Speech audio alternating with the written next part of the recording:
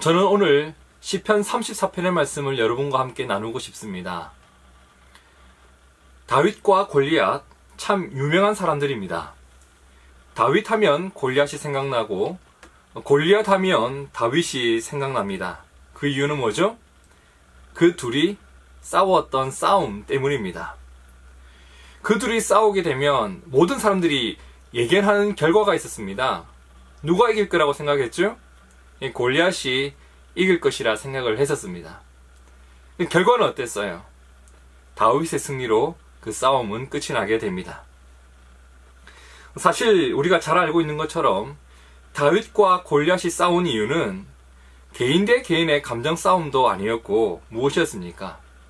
국가와 국가 간의 전쟁이 있었는데 그 전쟁 가운데 있었던 싸움이 다윗과 골리앗의 싸움이었습니다. 어느 나라와 어느 나라의 싸움이었죠? 다윗이 속한 이스라엘과 그리고 골리앗이 속한 어느 나라요? 사무엘상 17장 4절에 보니까 블레셋 사람들의 진영에서 싸움을 도두는 자가 왔는데 그의 이름은 골리앗이요 가드 사람이라 라고 성경은 말합니다. 자, 골리앗은 블레셋의 가드 사람이었다고 합니다. 즉, 이 전쟁은 이스라엘과 블레셋의 전쟁이었던 겁니다. 결국 다윗이 골리앗을 무찌르고 이어 이스라엘은 승기를 확실히 잡고 블레셋을 계속 물리쳐서 블레셋을 무찌르게 됩니다. 그 이후에도 종종 블레셋과 이스라엘의 전쟁이 있었는데 그때마다 장군으로 나갔던 사람이 바로 이 전쟁에서 승리했던 다윗이었습니다. 사무엘상 18장 30절에 보니까 블레셋 사람들의 방백들이 싸우러 나오면 그들이 나올 때마다 다윗이 사울의 모든 신하보다 더 지혜롭게 행하매 이에 그의 이름이 심히 귀하게 되었다라고 성경은 말합니다. 다윗이 참 잘했던 것 같습니다. 자, 그런데 다윗이 이렇게 승리하면 승리할수록 마음이 불편해지는 한 사람이 있었습니다. 그는 블레셋 사람이었을까요? 아니에요. 다윗과 앞으로 싸워야 될 어떤 장군이었을까요? 그것도 아닙니다. 너무 의외로 그는 이스라엘 사람이었고 심지어 다윗과 경쟁 관계에 있는 어떤 장군도 아니었고 그는 왕궁 한복판에 살고 있는 왕 사울이었다고 성경은 말합니다. 그는 온 나라의 백성들이 자기 자신보다도 다윗을 더 칭송하는 것을 질투하고 또 두려워하기 시작해요. 왜요? 혹시나 자신이 가지고 있었던 그 권력과 영광을 다윗에게 빼앗길까봐 그는 염려가 되었던 겁니다. 그 결과 사울은 다윗을 적으로 삼습니다. 그리고 자신과 조국 이스라엘을 위해서 싸우는 다윗을 죽이기 위해서 철저히 계획을 세우고 또 창까지 던지는 자가 되고 말죠. 결국 다윗은 사울을 떠나게 됩니다.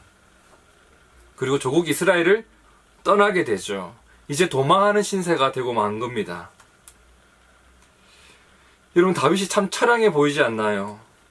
한때 모두가 두려워해서 도망하고 있는 그 골리앗을 믿음으로 두려움 없이 이스라엘을 위해서 싸웠던 것이 다윗이었는데 전쟁에 나가서 자기 목숨을 걸고 싸웠는데 그리고 승리의 소식을 안겨다 주었는데 그랬던 다윗이 이제 이렇게 하루아침에 무너지고 도망하는 신세가 되고 만 것 참 처량해 보이죠. 그렇게 도망치는 다윗의 모습이 나타난 말씀이 바로 사무엘상 21장의 말씀인데요. 자, 그렇게 도망하는 다윗이 어디로 갔는지 21장 10절에 보니 이런 말씀이 있습니다.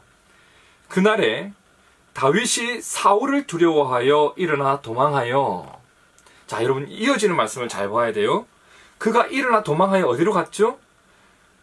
가드왕 아기스에게로 가니. 가드왕 아기스에게로 갔다고 합니다. 여러분, 가드는 블레셋 땅입니다.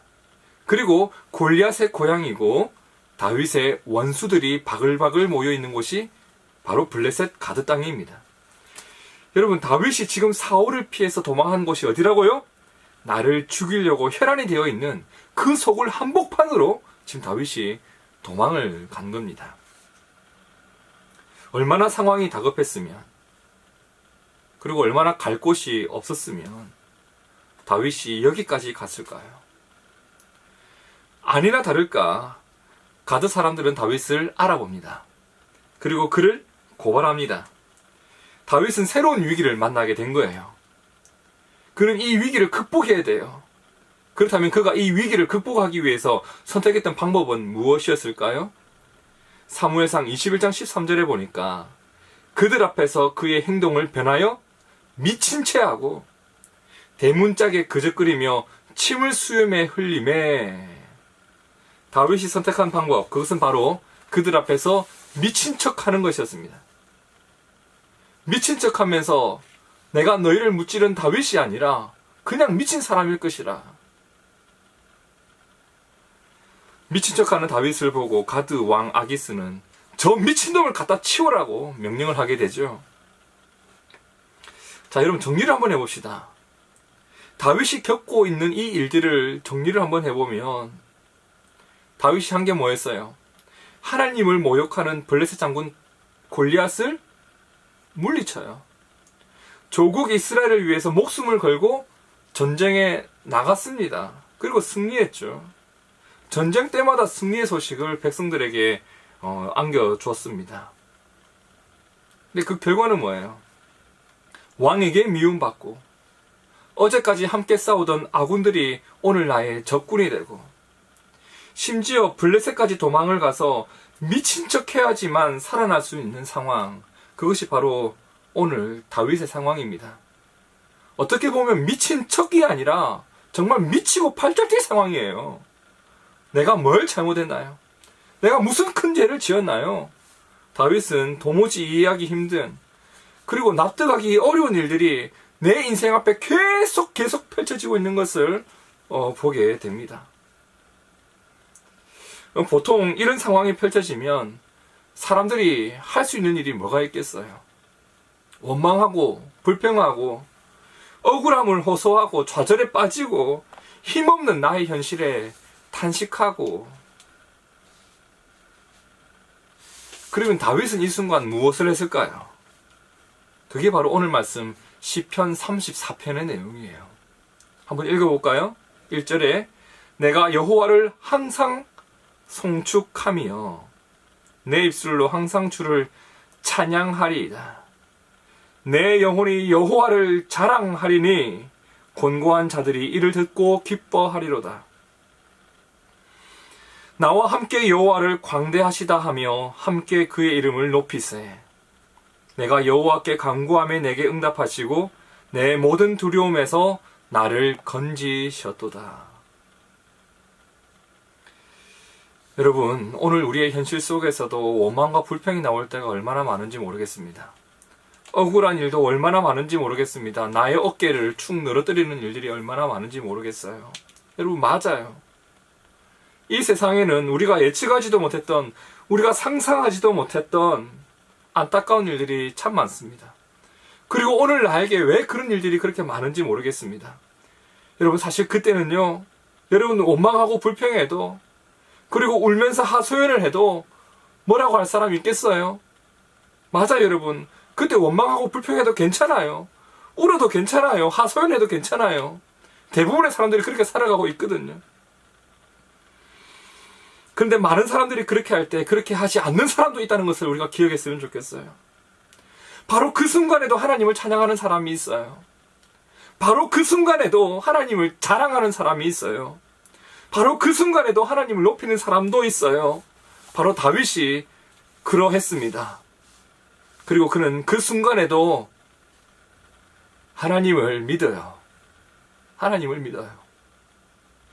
시편 34편 6절입니다. 이 곤고한 자가 부르짖음에, 이 곤고한 자가 부르짖음에 여호와께서 들으시고 그의 모든 환난에서 구원하셨도다. 그의 믿음의 고백입니다.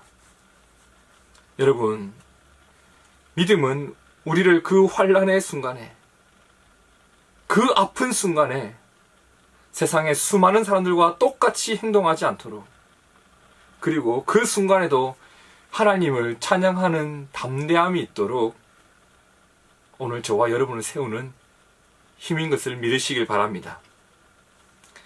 여러분, 우리는 믿음의 힘을 믿습니다. 요한일서 5장 4절에 보니 무릇 하나님께로부터 난 자마다 세상을 이기느니라. 세상을 이기는 승리는 이것이니 우리의 믿음이니라 라고 했습니다. 이 믿음 때문에 가슴 아픈 현실 앞에서 찬양하는 역사가 우리에게 있었으면 좋겠습니다. 이 믿음 때문에 막막한 현실 앞에서 여전히 하나님을 자랑하는 역사가 우리 가운데 있었으면 좋겠습니다. 여호와의 선하심을 경험하는 은혜가 이 믿음을 가진 자에게 나타날 줄로 저는 믿습니다.